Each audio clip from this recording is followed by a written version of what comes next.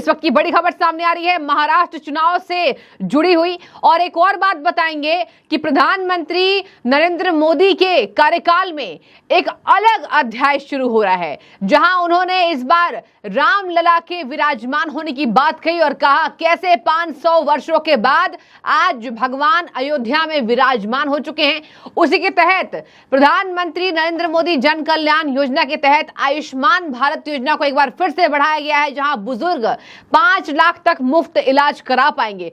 तो ये सारी खबरें बताती हैं कि इस बार सरकार दमदार है। आपको सबसे बड़ी बात बताते हैं, महाराष्ट्र में होने वाले विधानसभा चुनाव जिसमें कुछ ही दिन शेष है, बड़ी खबर सामने आ रही है।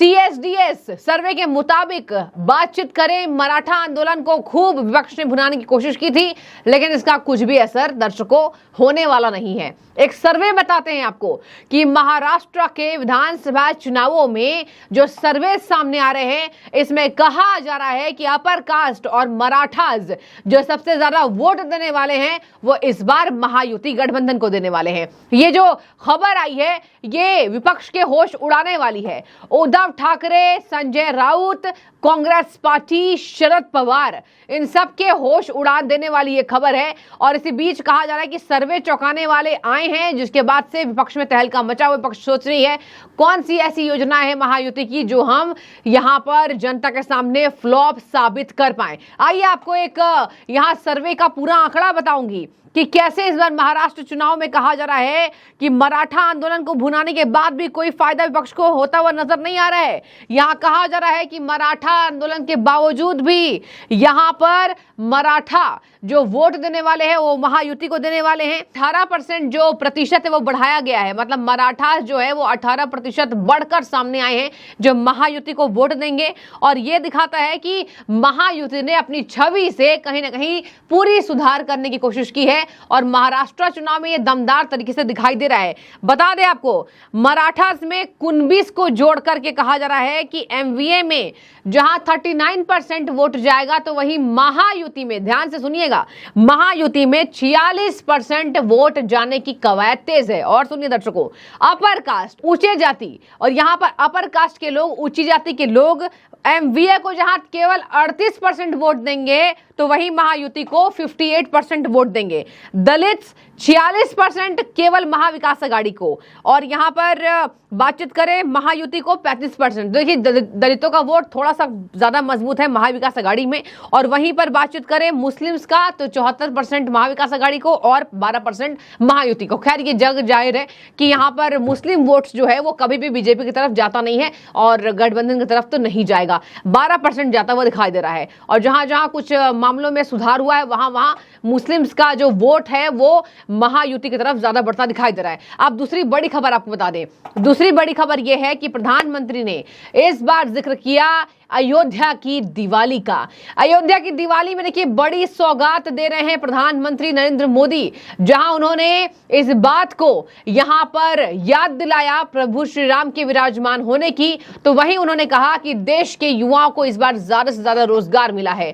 हरियाणा सरकार बनते ही हरियाणा में भी उन्होंने कहा कि हरियाणा में हमने नौकरियों की बौछार की है, और ये सब भारत को विकसित बनाकर ही दम लेगा। बता दें आपको, प्रधानमंत्री ने कहा देश के युवाओं को ज्यादा रोजगार मिला है, ये हमारा कमिटमेंट है। सरकार की नीतियों और निर्णयों का रोजगार सृजन पर सीधा प्रभाव डाल रहा है। आपको बता दें, यहां पर कहा जा रहा है 51,000 से ज्यादा युवाओं को प्रधानमंत्री ने नियुक्ति पत्र बांटे हैं। एक तरफ रोजगार, एक तरफ प्रभु श्री राम की बात कही। उन्होंने कहा कि दिवाली बहुत खास है इस बार का, क्योंकि इस बार की दिवाली में प्रभु श्री राम के लिए, उनके आगमन के लिए हम दिए जलाएंगे। और आपको पता है दर्शकों, अयोध्या में दीपोत्सव का एक बड़ा कार्यक्रम हमेशा ही होता रहता है। आपको बता दें, यहां पर आयुष्मान भारत की बात करें, आयुष्मान भारत की बात में प्रधानमंत्री ने एक बड़ी सौगात की है, जहां बता दें आपको, आयुष्मान भारत प्रधानमंत्री जन आरोग्य योजना के तहत 70 साल से ज्यादा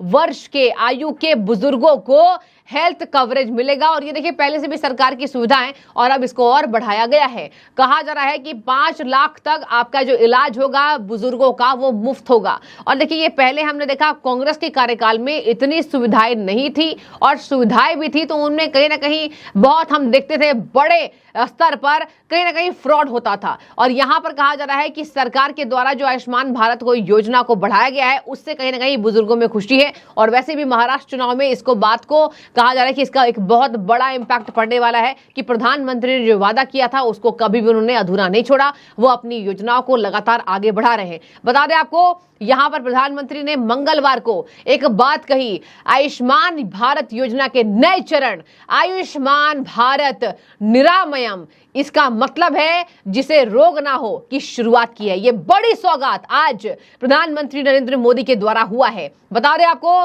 पीएम मोदी ने दिल्ली के all India institute of Ayurveda AIIA के आयोजित कार्यक्रम में 12,850 करोड़ रुपए की विकास परियोजना का शुभारंभ कर दिया है। ये बड़ी योजनाएं हैं, ये प्रधानमंत्री के प्रभावशाली कार्यकाल को आगे बढ़ाने का उदाहरण है। ये परिचायक है कि भारत सरकार कितनी दृढ़ता से भारत की जनता के लिए, यहां पर भारत देश को आगे बढ़ाने के लिए अग्रसर है। आपको बता दें, यहां कहा जा रहा है कि स्वास्थ्य के क्षेत्र में एक बड़ा इन्वेस्टमेंट प्रधानमंत्री का यह दिखाता है कि स्वास्थ्य को लेकर लोगों को कितना ज्यादा जागरूक किया जा रहा है। दर्शकों, 6 करोड़ परिवारों को इसमें मदद मिलेगी, जहां अब इस योजना का कहा जा रहा है कम आय वर्ग के परिवारों को भी इस योजना में शामिल किया जाएगा। मतलब ऐसा नहीं है कि कुछ ही यहां पर कैटेगरी वाइज प्रधानमंत्री इस योजना को देंगे। कहा जा रहा है कि जिसकी कम आय है उस परिवारों को भी इसमें बड़े लेवल पर इस बार जोड़ा जाएगा। और बुजुर्गों के लिए इसमें स्कीम में कोई आय लिमिट नहीं होगी कि आप 70 साल से ज्यादा के हैं या 80 साल के ज्यादा के हैं तो आपको ये योजना की जो लाभ है वो नहीं मिलेगा। 70 साल से ज्यादा बुजुर्गों को इस योजना का लाभ पूरी तरीके से मिलेगा। आपको बता दें कि प्रधानमंत्री के इस बात से यहां पर बीजेपी से सांसद बांसुरी स्वराज ने एक बड़ी बात कही है, आइए आपको सुनाते हैं। आज धनतेरस के सुअवसर पर और धन्वंतरी जयंती के अवसर पर आदरणीय प्रधानमंत्री नरेंद्र मोदी जी ने देश को स्वास्थ्य के क्षेत्र में बहुत बड़ी भेंट दी है। लगभग 13,000 करोड़ रुपए का इंफ्रास्ट्रक्चर आज देश में उसकी घोषणा करी है, उसका इनॉग्रेशन करा गया है, कई जगहों पे शिलान्यास करा गया है। नई दिल्ली संसदीय क्षेत्र भी एम्स न्यू दिल्ली के माध्यम से इन घोषणाओं का लाभार्थी रहा है। इसमें एक बहुत अहम घोषणा थी, आयुष्मान भारत में देश के सभी बड़े बुजुर्ग जो 70 बरस की आयु से ऊपर के हैं उनको भी आयुष्मान भारत में इस स्कीम में लाभार्थी बनाना। यहां तक कि इसका अब कोई इनकम से लेना देना नहीं होगा, यानी इररिस्पेक्टिव ऑफ इनकम हर व्यक्ति जो 70 साल से बड़ा है उसको इस स्कीम में लाभार्थी बनाया जाएगा। लेकिन बहुत दुख से मुझे कहना पड़ेगा कि दिल्ली सरकार द्वेष की राजनीति करती है। उन्होंने दिल्ली में आयुष्मान भारत लागू नहीं होने दिया है और इसीलिए इस भेंट से दिल्ली के बड़े बुजुर्ग वंचित रह गए हैं। देखिए, उनका भावुक होना बहुत ही स्वाभाविक था, क्योंकि आज नरेंद्र मोदी जी ने फिर से अपनी गारंटी पूरी करी है, क्योंकि मोदी है तो मुमकिन है। उन्होंने लोकसभा चुनाव में ये घोषणा करी थी कि देश के सभी नागरिक जो 70 वर्ष से बड़े हैं उन सबको आयुष्मान भारत इस योजना में लाभार्थी बनाया जाएगा। और मोदी है तो मुमकिन है, मोदी की गारंटी सभी गारंटी पूरी होने की गारंटी है।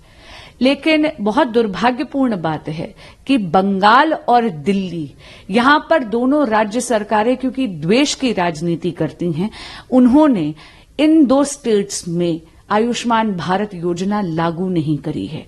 और इसीलिए आदरणीय प्रधानमंत्री श्री नरेंद्र मोदी यहां के बड़े बुजुर्गों की सेवा नहीं कर पाए, जिसका उनको बहुत दुख है। और वही आपने देखा जिसके कारण वो भावात्मक हो गए। तो देखिए, इसमें बुजुर्गों को एक तरफ स्वास्थ्य लाभ, एक तरफ दिवाली के खास अवसर पर प्रधानमंत्री ने कहा कि भगवान प्रभु श्री राम विराजमान हो रहे हैं और योजनाओं के तहत युवाओं को नौकरी पत्र देना, 51,000 लोगों को नौकरी देना और यहां पर रोजगार के नए सृजन कराना। यह कहा जा रहा है कि साल के अंत होते होते त्योहारों के आने की वजह से भारत सरकार की एक बड़ी पहल नजर आ रही है और एक तरफ महाराष्ट्र चुनाव पर पूरी कवरेज लगातार हम आपको दिखा भी रहे हैं। जिस तरीके से महाराष्ट्र में चुनाव होने वाले हैं, महाराष्ट्र चुनाव का पूरा असर इस बार कहा जा रहा है कि प्रधानमंत्री के कार्यकालों के वजह से होगा और महाराष्ट्र में भी इस बार महायुति की सरकार वापस से रिपीट होगी। कहा जा रहा है कि महाराष्ट्र में जितना भी उद्धव ठाकरे कांग्रेस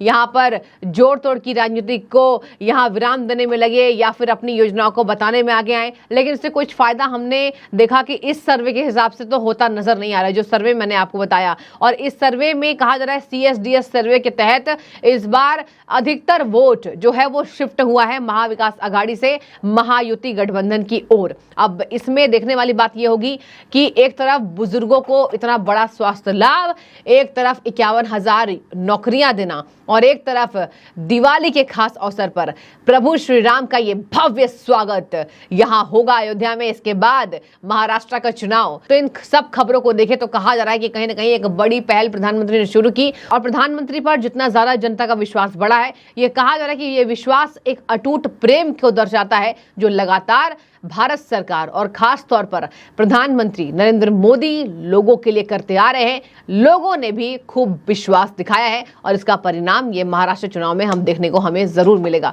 तो आपको ये खबर कैसी लगी आप जरूर कमेंट के जरिए हमें बताइएगा और जुड़े रहिए हमेशा ही द न्यूज से। शुक्रिया।